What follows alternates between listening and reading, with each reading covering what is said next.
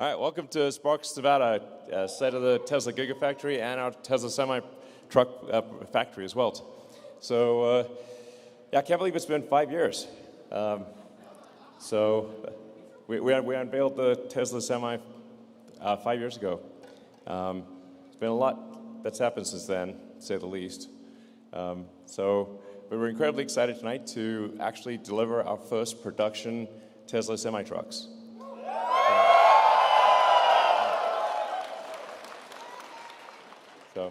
And it's right next door to the Giga Nevada, our Gigafactory here, which produces the most number of battery cells in North America. It produces our drive units and battery packs. And yeah, so I'd just like to just start off by giving a big hand to the Tesla Gigafactory team and the Tesla semi-truck team. It's like...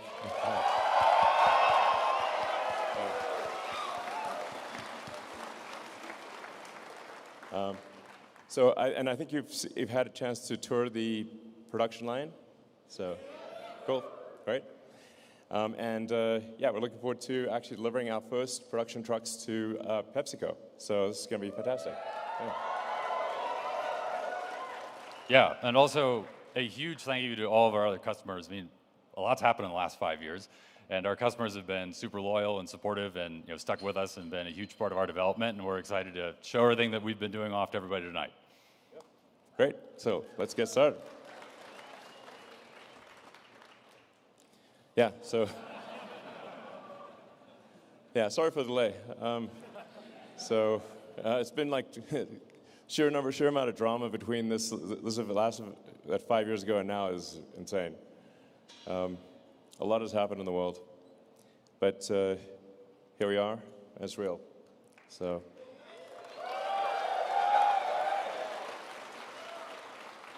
yeah, we threw a great party a few years back, and trying to do a similar thing here tonight.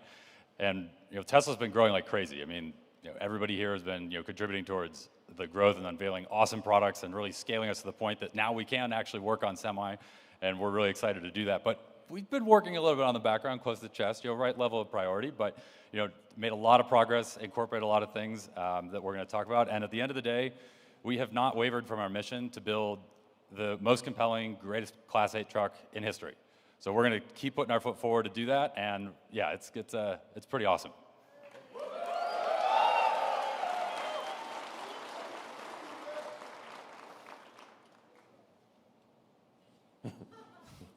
So, people might wonder why build a semi-truck? Because if you look at the actual unit volume, it's small compared to passenger vehicles. So for passenger vehicles, there's on the order of almost 100 million that are sold every year, and whereas semi-trucks, it's like for 400,000 or 500,000. Not even, yeah. It's a couple 100,000 Class 8 trucks a year. Globally. Yeah. Oh no, sorry, that's US. Yeah. So in the U.S. there's like 15 million passenger vehicles and a couple 100,000 semi-trucks. So it seems like a small percentage, but it's actually 20% of U.S. vehicle emissions because you've got a huge vehicle and it's being driven all the time. So when you factor in the number of hours driven and the weight that it's carrying, it's actually, although it's only 1% of vehicle production, it's 20% of vehicle emissions. And it's over a third of all the particulate emissions. So from a sort of health standpoint, particularly in like cities, this is a huge impact, like it's gigantic. So that's why we're doing it, So, yeah. Yeah, this is really core to our mission. And to Elon's point, there's a lot of heavy trucks that are deployed in dense urban areas. And so the communities that are around freeways, a lot of where these trucks are domiciled, are going to really benefit, particularly from the particulate emissions reductions, and then just trying to reduce emissions globally. Every truck that we put on the road that replaces a diesel truck is a huge amount of leverage. And so that is why we're doing this, and makes a huge difference towards driving us towards our total mission of sustainable energy and transportation. Yeah, I think maybe a lot of people don't realize it's actually quite unhealthy to be living next to a highway with diesel trucks, FYI. So being able to make them electric is just going to be just in addition to sort of climate change and global warming matters. It's also quiet, and it's going to improve the quality of your air, and it will actually just fundamentally improve the health of people living near freeways, which is obviously a super big deal. So, yeah, if anybody's been woken up at a noisy truck delivering in the morning, the quiet will definitely be very welcome. I know I will appreciate that. Yeah. So we're aiming to cover all major forms of transport. It's just consistent with the Tesla mission, because sometimes I get asked, like, well, shouldn't Tesla just produce fast cars or premium cars or whatever? It's like, but what's our actual mission? Our actual mission is to accelerate the advent of sustainable energy. So that's why we're making this wide range of cars that don't really make sense from a brand standpoint, I guess, traditionally, but they make total sense when you consider what's the mission of the company. The mission of the company is to accelerate sustainable energy, and so it's super consistent with that goal, and really a crucial piece of the puzzle, and that's why we're doing it. Yeah, and I mean, Elon, you first laid this out in Master Plan Part 2, and now we're here to actually make it happen, and everything from the mission side, along with reducing the cost of cargo transport, and also make it fun. I mean, we want to make the truck an awesome driving experience, make it kick ass for the drivers. Yeah, I mean, it looks sick. I mean, look at that thing.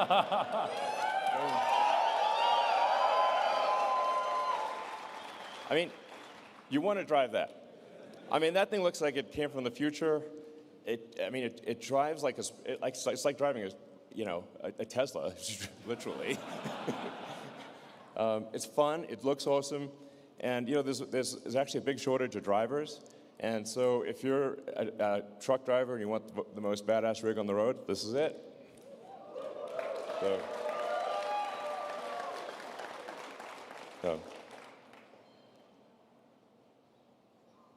Yeah, that's it. It's a beast. At Tesla, we don't make slow cars. We don't make this. So this thing has crazy power relative to a diesel truck. Actually, especially if you're not towing anything, you could zip around like it looks crazy. Basically, it looks like an elephant moving like a cheetah. It doesn't look right, frankly. But this is not sluggish in the least. It's fast. It's fast to accelerate. It's fast to brake. It's really a step change improvement in what it's like to drive a semi truck. Yeah, when we've got three times the power. 3 times the power than any diesel truck on the road right now. So you got all the work, all the power you need to get the job done. But the other reason that it's a beast is because it's also efficient. And you can go 500 miles on a single charge on one of these things. So it's the mix of those two that this is why this is a game changer.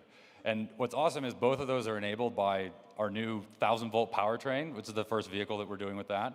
And don't worry, there'll be some more vehicles coming with that. But this is going to be a game changer because of all the awesome innovations that have happened, behind the scenes and under the hood, so to speak. Cool. Yeah.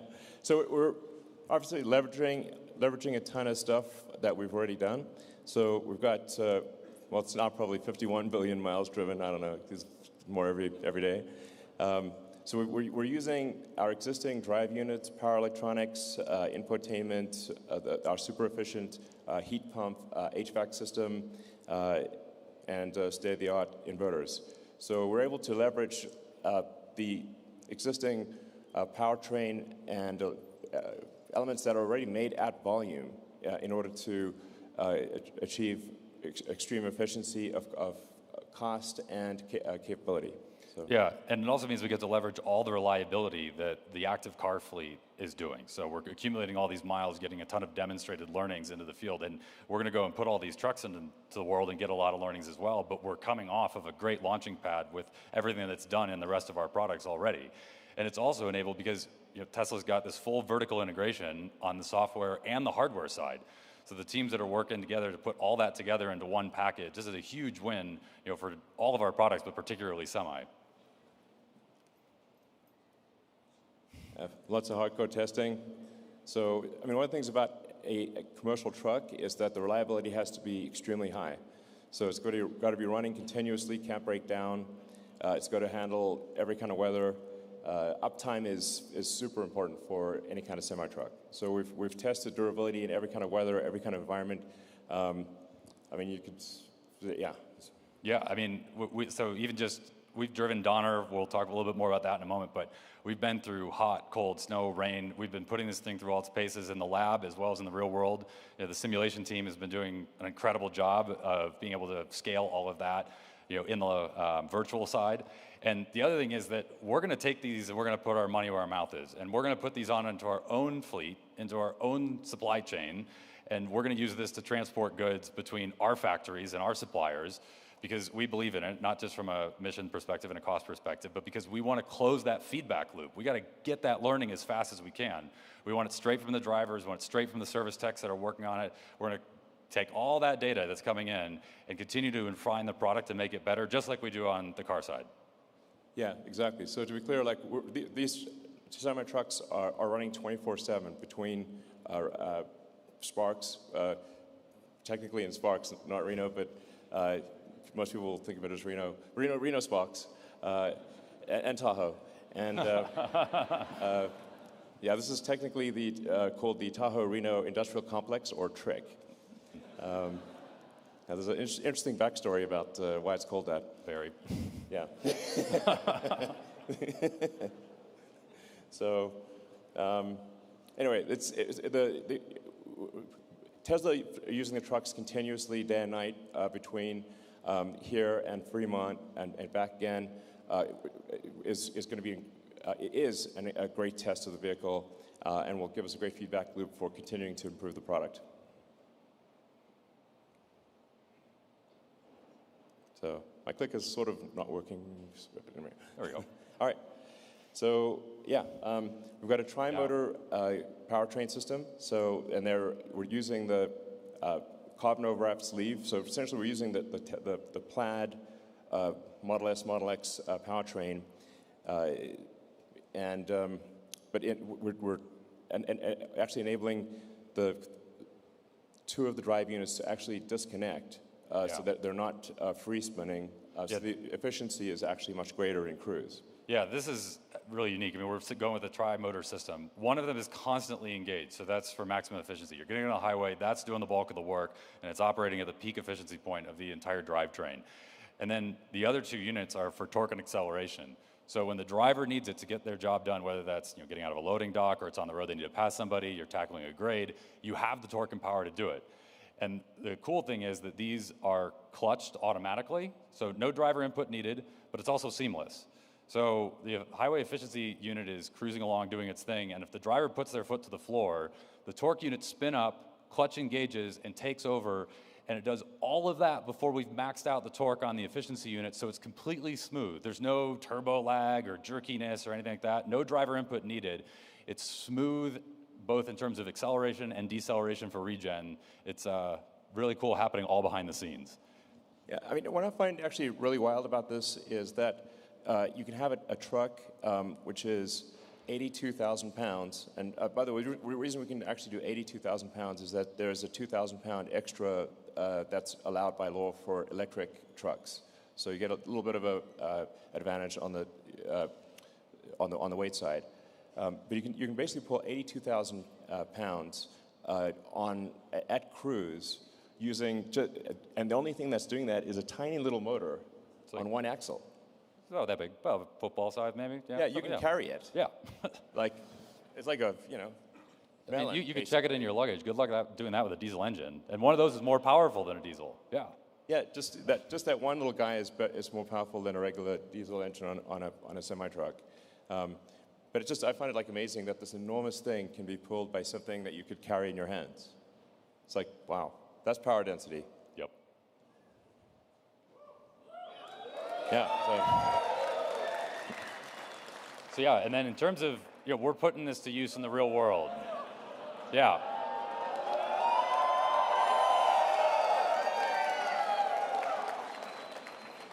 So that truck's clocking it at 82. That's weighing 82,000 pounds. And when you see that pass shot again, you'll notice that speedometer is climbing. We're going 6% and accelerating up that grade. Yeah. This is where it comes in. Yeah, it's really it's like driving a normal car, not like driving a truck. It's just that you're moving 82,000 pounds. Yeah. Yeah. So any highway grade you come across, you can tackle at speed. Yeah. There's no compromise. No slowdown. Nope. And the other beauty is that you've got all this power going up, but you also have it going down. And what that means is you've got regenerative braking. So rather than using a Jake brake or engine braking like a diesel truck does, where you have to worry about hitting your shifts. If you miss a gear, you're onto your brakes and potentially in a runaway situation. You don't have to worry about any of that. There's no shifting, no nothing. And so the regen recaptures all that energy as you're going down these grades. But on top of it, it also is a safer system for not just the driver, but everybody on the road, because there's no gear to miss. Yeah. I mean, just it's worth reemphasizing that point. Because it's an electric drivetrain, when it goes downhill, you actually, or when you slow down, it recaptures the energy of motion or the energy of height. The potential and kinetic energy are largely recaptured, whereas for a diesel truck, that's not possible. You can't just create diesel, so you just end up heating brakes, and then your brakes overheat, and you can't use them, and then it's pretty dangerous because the brakes stop working. Yeah, that's why you have runaway truck ramps. Yeah. Yeah. And it's funny because, so if for any of you that have ever driven I-80 and driven Donner, there's a mandatory brake check stop for trucks down by Emigrant Gap.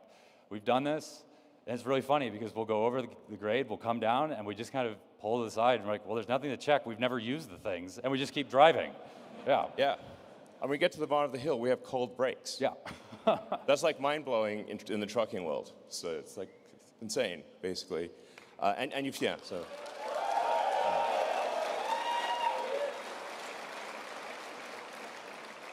So it's really worth emphasizing that. That's a significant safety improvement for the truck driver and for other people on the road. We also have excellent traction control because the precision of an electric motor is vastly better than a diesel engine. It's sort of got like I'm trying to think of the right analogy here, but like it's got the precision of like a laser printer. It's not great. It's like really precise. That's what I'm saying. And the reaction is, so it's like you don't have to worry about, like traction control is awesome. It's automatically stopping the truck from jackknifing. It's doing all this safety stuff in the background that just isn't possible with regular diesel trucks. It's a step change in technology in so many ways. Yeah, and the tight integration with the software team that we have here really makes that happen because it means that we can take all that, the precision, and actually put it to use. It's not some tie-in of some third-party powertrain. No, this is all in-house. And so we do this really neat chassis control work at the brake level, the traction control level. We integrate with our total stability control system and make sure that the driver has a lot of confidence, but also has everything they need to stay on the road. It's a really nice, neat integrated package overall in terms of software and control, and it's totally seamless to the driver, and it'll be a game changer in terms of safety. Yeah.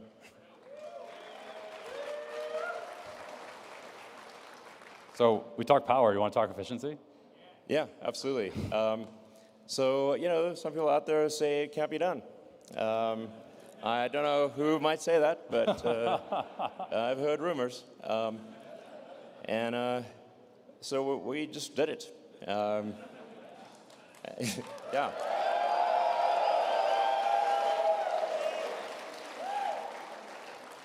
And we're going to post the whole video, unedited, on YouTube. Yeah. And no jump cuts. Yeah. And this wasn't, some ultra clean, precise test track simulation or something where we, shut down a road. Nope, this is real world. This is over Grapevine. This is with traffic. This is true 500 miles. We were loaded just under 82K. No special aero treatments. Yeah. Truck came off the line, shook it down, made it run. That's it. Yeah, there was like no fast moves here. Nope. So to be clear, it's not like, what tricks did they pull? There are actually a whole bunch of tricks we could have pulled and didn't.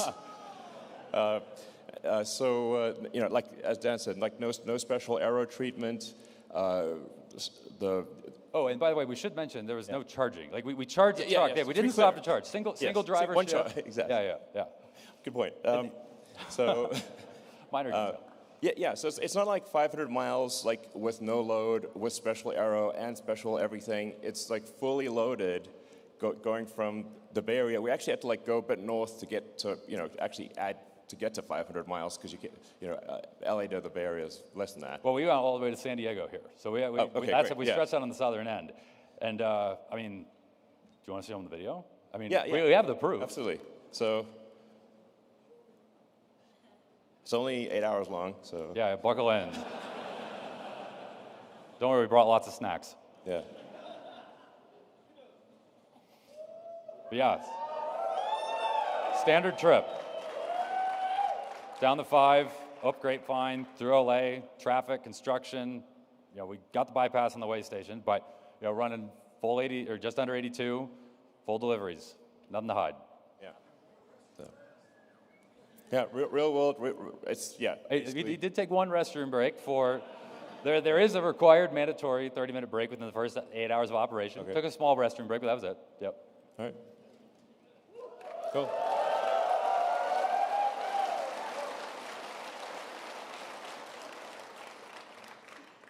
So aerodynamic efficiency obviously matters a lot. And you can see it's shaped like a bullet. It's really aerodynamic, and that helps a lot. As we get less than 2 kilowatt hours. 2 kilowatt hours a mile. Yep. So. And that's the name of the game. Is efficiency there? Yep. Yep. So. Yeah.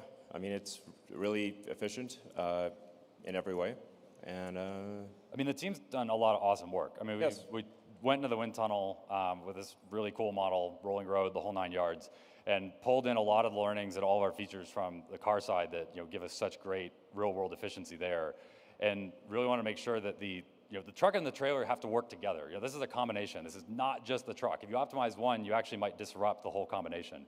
And so we spent a lot of time, both virtually, but also in the wind tunnel to make this happen, and really some next level engineering to of everything they had to do there. And it means that we've got a really efficient truck. Yeah.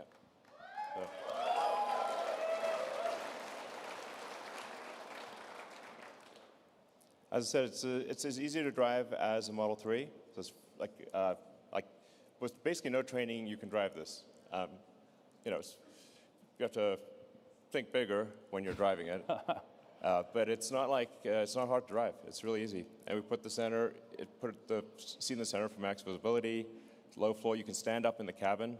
Yeah, and that's actually like a really big deal. I mean, you're a tall guy, Elon. You're able to stand up just fine. And the nice thing is that if you're a truck driver and you're out during the day and it's cold, it's snowy, whatever, you can get in and this isn't a sleeper cab. This is a day cab. You can still stand up and you can shed your jacket, put it on the wall, all in the comfort. You can put your coveralls on while in the cab. So if you have to go do a dirty job, you can do that comfortably as opposed to being out in the elements. So that's, that level of space is unheard of. And we were able to do that with some pretty innovative packaging. And on top of it, there's plenty of cargo storage, for drivers that need to bring any tools, other equipment along. And not to mention, we've got the plugins, the wireless charging, everything they need on the electronic side as well. Yep.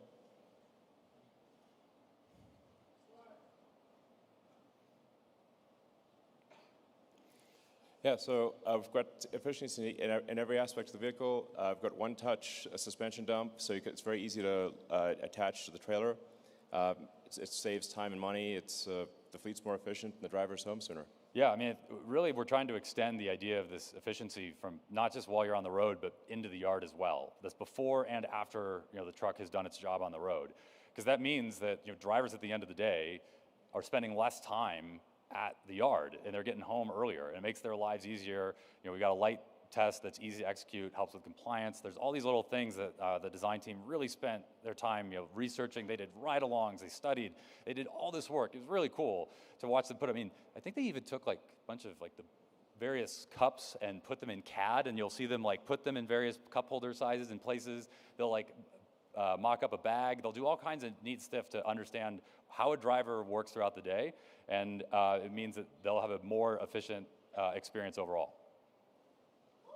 Yeah. Great.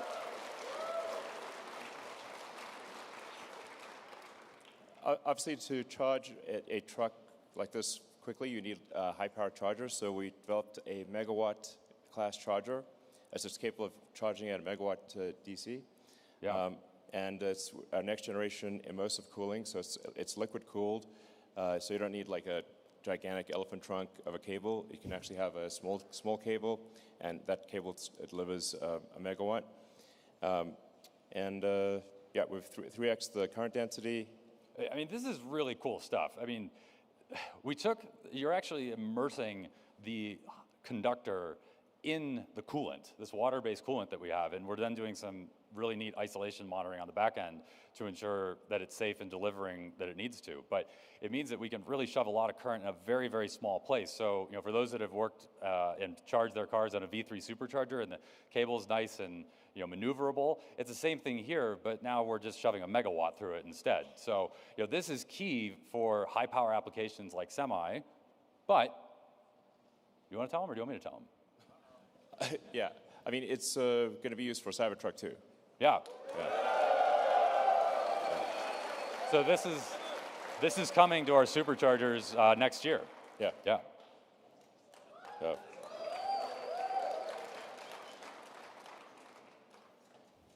So the future of transport obviously requires a sustainable energy infrastructure. So you've got to have all aspects of the energy question answered. Sustainable power generation, then you've got to store the power, and then you transfer the power to the vehicle. So the three pillars of a sustainable energy future are sustainable power generation with solar and wind. I'm actually a fan of nuclear, which we should support, and geothermal and many others. But things that are sustainable long-term, But things like wind and solar are intermittent, so you have to have the battery pack to store the energy, so when the wind doesn't blow and the sun doesn't shine, you still have energy. And you can also buffer the power so you're not overloading the grid with spike loads. Yeah, and our semi-customers are actively deploying this today, and we're working with them so that they have the pathway to get towards 100% sustainable future.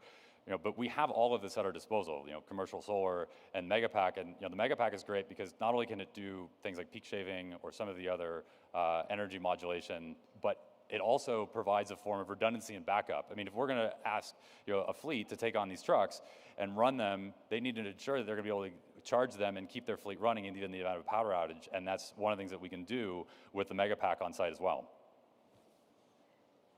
All right. So, and post deliveries are now. Yeah.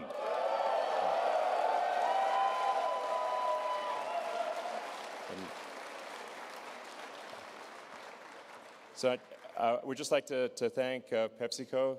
They've been a great partner. Hey, guys. Hey, how's it going?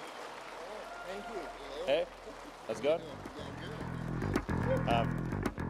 So yeah, we completed our first cargo run with a very enormous amount of Frito-Lays, which I'm sure we have a lot of them here. Yeah.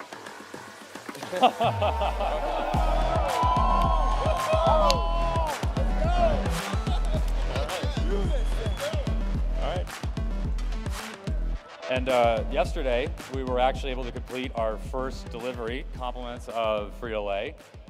We took a truck down to their Modesto factory from here, and one of their drivers, we delivered the truck, they took it over, and they brought back a load of snacks for everybody here to enjoy tonight. Yep. So, big thanks to Kirk and Steven. Yeah. Do you guys want to say anything?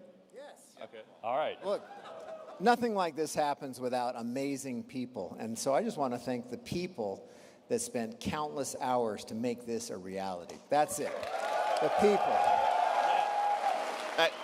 That's it. I just want to echo, I know a lot of work went into it, and this is fantastic. We're thrilled about the delivery today, so thank you. Yeah, thanks for letting us be a part of this. Thank you so much. Appreciate you. Thank you. Yeah, thank you, Dan. Thank you so much. Yeah. Outstanding. All right. All right. So, thank you all. Thank you all for coming. It's been a long journey, a long 5 years, but this is going to really revolutionize the roads, and I think make the world a better place in a meaningful way. So, thank you for your support through all the years.